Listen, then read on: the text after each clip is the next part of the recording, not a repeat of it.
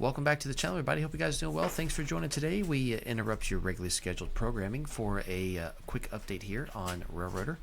So I got to be honest, it seems like every time I announce a live stream on my Discord, it seems like within 2 days there is a Railroader update, because the last time I did that announcement, the exact same thing happened. So yes, guys, I will start announcing live streams more often so we can get updates coming out more often too. If only it worked that way. Okay, but anyways, this update is exciting. I just want to drop a quick video before I head out here for the day with the kiddos, so you guys can enjoy something on your lovely Saturday afternoons. But let's get right to it. First up, finally, some new chuffing sounds.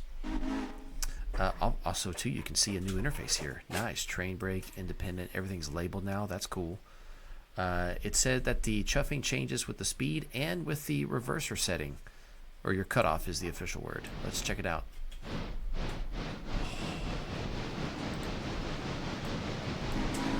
That is a new chuffing sound for sure.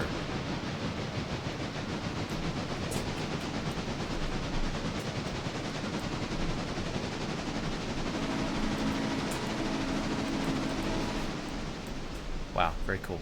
Well, now that that was so cool, let me go see now if there is a different sound for a different locomotive. Here is the C46. Maybe, probably not. Doesn't matter if it is. Not going to hurt my feelings. Yeah, same sound. That's okay. At least now it varies with the movement, so that's good.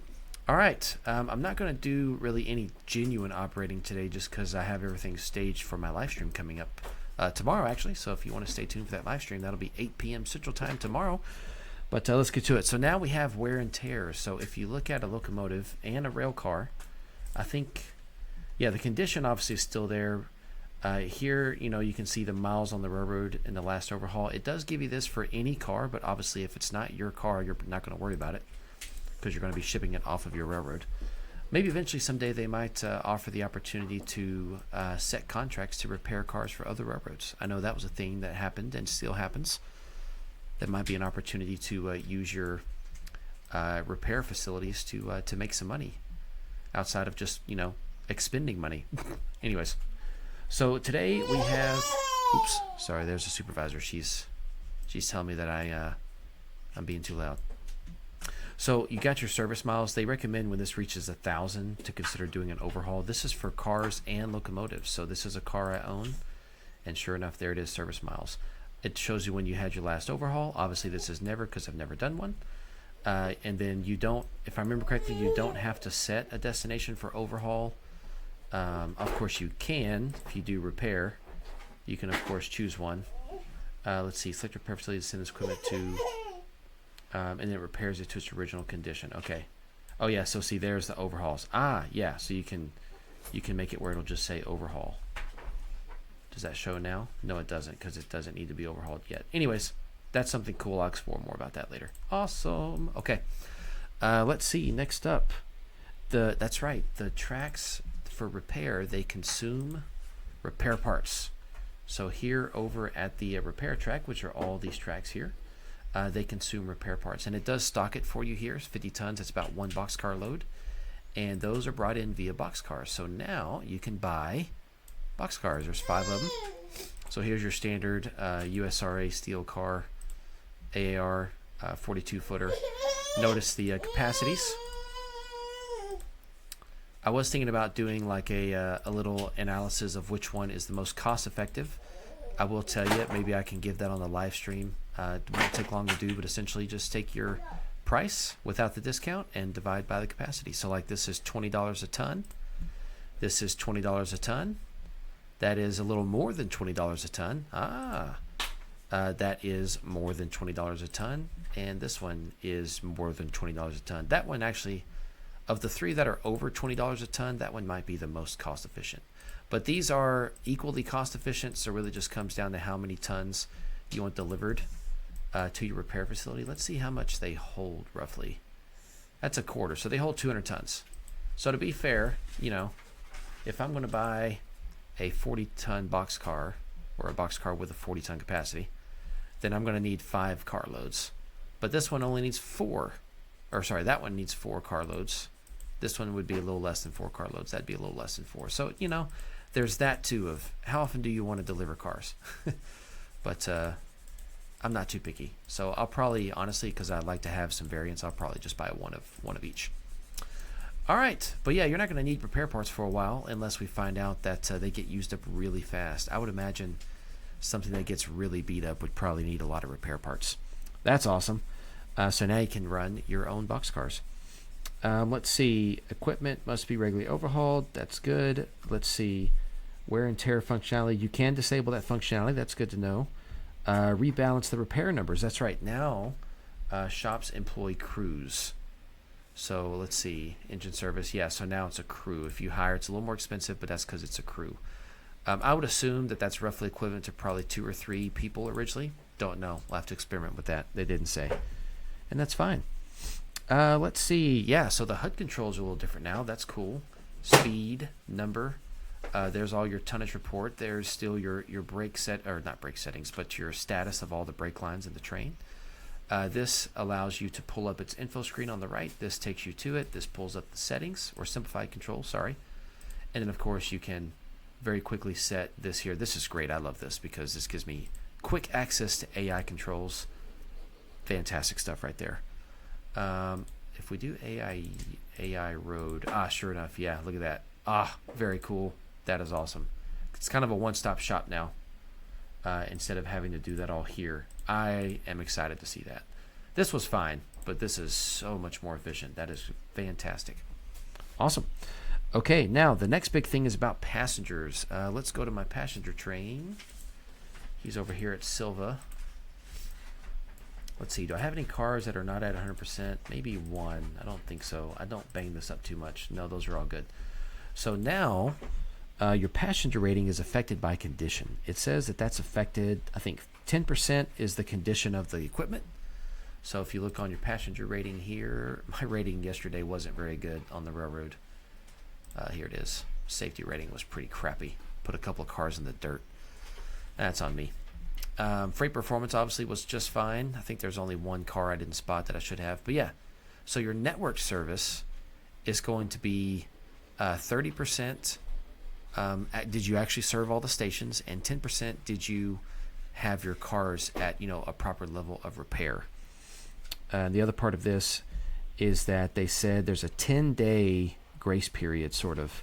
So it says if you have visited a station within the last 10 days, then you more or less get to keep this network service rating.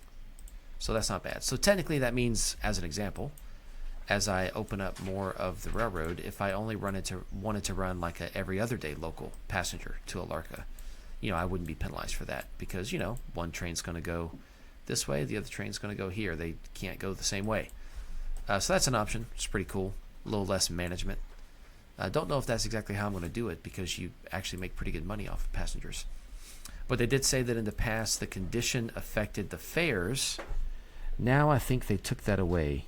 Yeah, sure enough. Condition of the passenger cars no longer affects the fares, but it does affect your reputation. And maybe your reputation affects fares. Maybe that's the implication. I don't know. Let's see. What else here? You can change the size of these windows. Is these the ones they said? Let's see which windows. Map, roster, tutorial, and employee timetable. That's these up here. Let's get that map on. Yeah, sure enough, you can resize it. That's cool. And there's a minimum size. That's understandable. All right. There's now a second repair track behind Bryson. Let's go check that out. I haven't been to Bryson in a while. Second repair track behind Bryson. Let's see. Where'd they put it? It must be back here, I guess. Unless, no, it's a track they already had. They just labeled it probably. Yeah, they probably just made it actually have a function now. Yeah, exactly. These are now functional repair tracks. Okay, cool. Awesome. Yes, the Sawmill in Whittier now orders gondolas for wood chips. This is exciting. I think it was my last live stream. We might have been talking about how we were ready for the Sawmill to send out some wood chips. So that was a terrible map jump. My bad, guys. But yeah, this track right here now will deliver or load and then deliver wood chips. It will not receive them. It will load them, which is great. I would love eventually shout out to the devs. Great idea. Glad you did this. I would love eventually for us to be able to use captive gondolas and ship these wood chips over to the paper mill and the pulp facility, the one in Andrews and the one in Silva. That would be the way this would be done. So would love that eventually. It's okay if you don't have it, but you know, since we would still be running a lot of captive service in the 50s when this is set, you know, loading up wood chips here and running them over to the paperboard mill in Silva or Andrews is exactly what would happen. You're not really going to ship that in trucks back then when you could just easily get it on the railroad. So, but yes, C2 right there, that's it. Loading gondolas. Fantastic. Excited to see that on the next interchange. Let's see. So now your boiler pressure gauges inside the cab now display your maximum boiler pressure, so you know. It says it's static though, but that's fine. Let's see. What else applies to us? Okay. So any equipment you buy new comes with 25% fuel water, but if you place it in sandbox mode, it's 100% full. That's not bad. Let's see. You can use X to select the last selected engine. That's cool. So it just jumped me over to 7. Shift X will cycle between favorited engines, but I haven't done that. I haven't favorited any. Okay, definitely need to go favorite number 3. That's Big Ben. Come here, Big Ben. Let's make you a favorite. See how we do that. How do you favorite an engine? So there's Big Ben. Select. Let's see.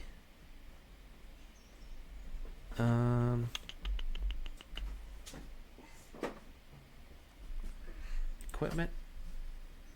Operations, orders, customize. Is it here? Nope. That's okay. There it is, Big Ben. Let's see if it's on this this roster. Shift R, was that it? It was R. There we go. Yes, favorite it here. So if I favorite number 3, boom, got him. So now if I hit Shift X, it's going to take me, to my. This will let you cycle through your favorited ones, but I've only favorited one because this is my favorite. Thank you. All right, let's see. It says payment announcements for multiple car deliveries to the same location are now coalesced. What I think that means, that's a big think here, is that, like, for example, interchange. You know, interchange cars, you deliver 10 of them, you get 10 separate messages. I think that means that they're going to make it just give one message. But, like, not the financial report of the earnings, but, like, the actual console message here, I think. Don't quote me on that. I'm not an expert, and I don't even really know what coalesced means in that context. Could be wrong. I know what coalesced means in other contexts. All right, let's see. Almost there. Let's see. Oh, they fixed the CTC schematic for Appalachia. Okay, let's go look at that real quick. Let's get in first person. It's probably going to put us at the interchange. Yep. So Bryson, let's go look at this this adjustment they're talking about. I thought I did better than that. Funny. I haven't checked if there's any more buildings. They didn't say there is, so I'm not really thinking there is, but I also didn't check, and I'm not going to right now. All right, let's see. Yes, look at that. It is a new schematic. That's cool. It's basically broken to represent that you're technically going to a spot where they can't measure whether or not something's actually there. You don't have detection. So very cool. Anyways, this is an exciting update. I'm going to have a live stream tomorrow, 8 p.m. Stay tuned for that. Please join if you'd love to. If you're on my Discord and you want to actually participate, that'd be awesome. Just let me know you're coming. Let's see. We've got quite a bit of work we got to do. I think I need 6 people right off the bat if we're going to do 2-man crews. So that'll be awesome. But anyways, thanks so much for tuning in to this video, and hopefully this was helpful explaining the new features and things, and I'll catch you guys out there next time.